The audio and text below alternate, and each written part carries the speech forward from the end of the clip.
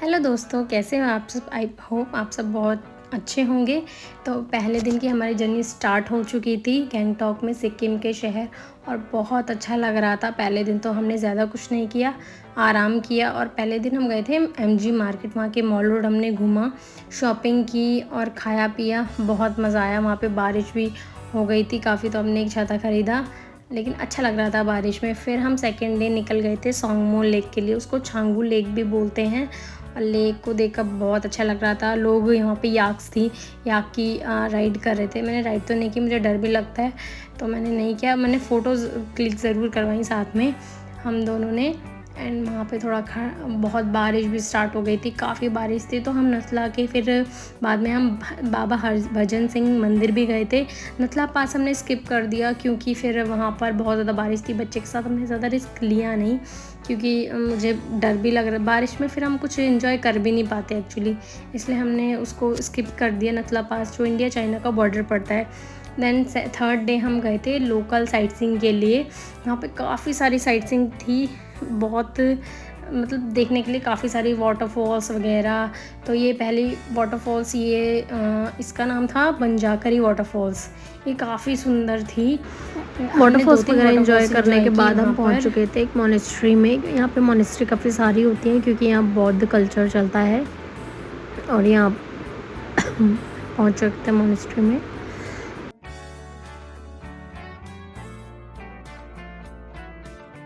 यहाँ पे ये रोलर्स होते हैं, प्रेयर के लिए होते हैं कि आप अपनी विश मांग सकते हैं इनको घुमाते हुए। बट इसको क्लॉकवाइज घुमाना होता है, इसको एंटी क्लॉकवाइज नहीं घुमाते। इसकी कुछ मान्यताएं होती हैं जो फॉलो करनी होती हैं। यहाँ जो हमारे ड्राइवर थे वो मेरे हस्बैंड को और सात्विक को नेपाली सिखा रहे थे। मज़ा आता है यही घूमने में कि अलग अलग जगह की भाषाएं, ट्रेडिशन, कल्चर देखने को मिलता है, समझने को मिलता है।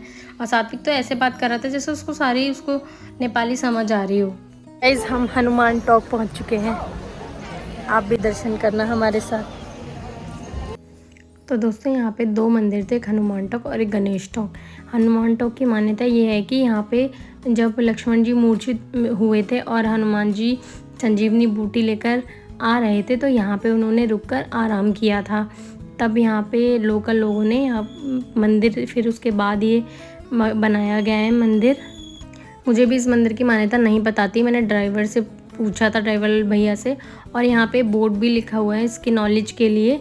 आप बोर्ड को पढ़ के, मतलब जिसको नहीं पता है तो वो समझ सकता है कि मंदिर की क्या मान्यता है।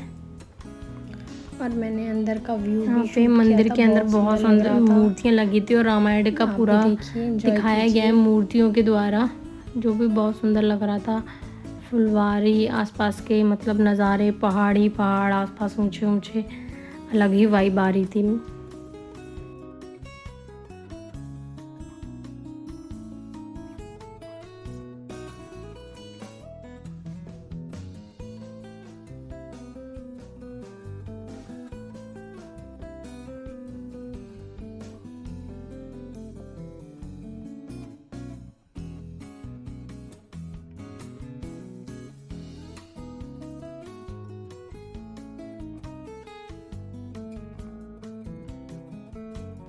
सात्विक को भैया से बातें करने में, ड्राइवर वाले भैया से बातें करने में बहुत मज़ा आ रहा था। वो अपना पूरा टाइम पास कर रहा था उनके साथ। फिर यहाँ हम गणेश जी के गणेश टॉप मंदिर पहुँचे थे, जहाँ हमने थोड़ा पूजा पाठ, जल वल चढ़ाया। यहाँ मार्केट भी थी नीचे बहुत अच्छी। और फिर हम एक और मोनेस्ट्री में गए थे घूमने।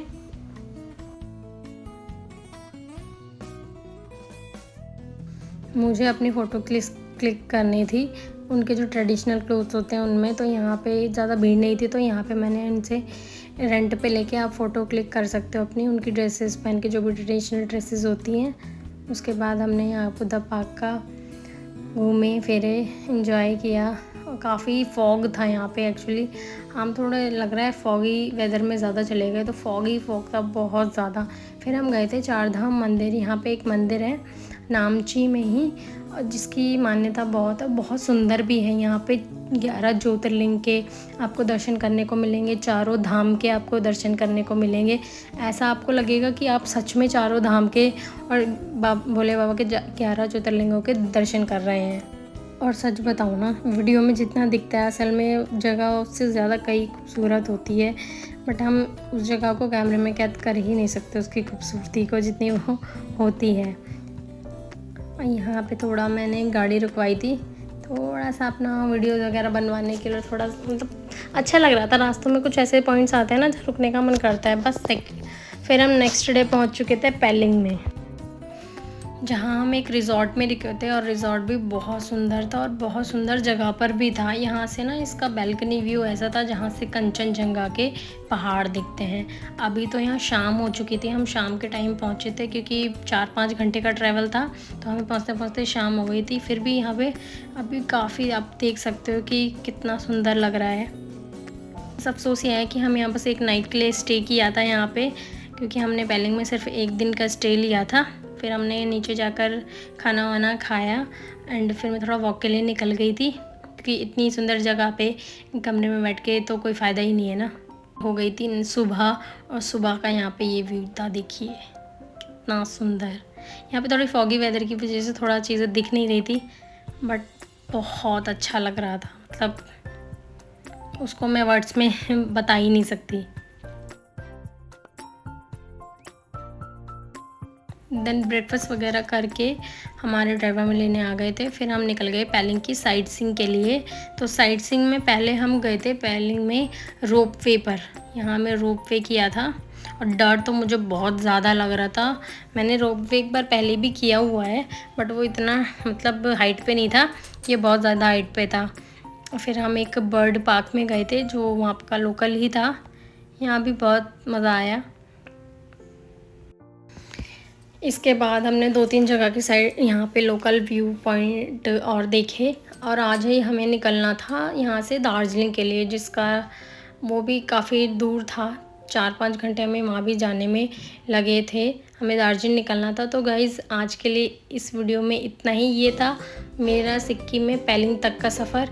इसके बाद दार्जिलिंग का मैं आपको एक्सपीरियंस नेक्स्ट वीडियो में बताऊंगी।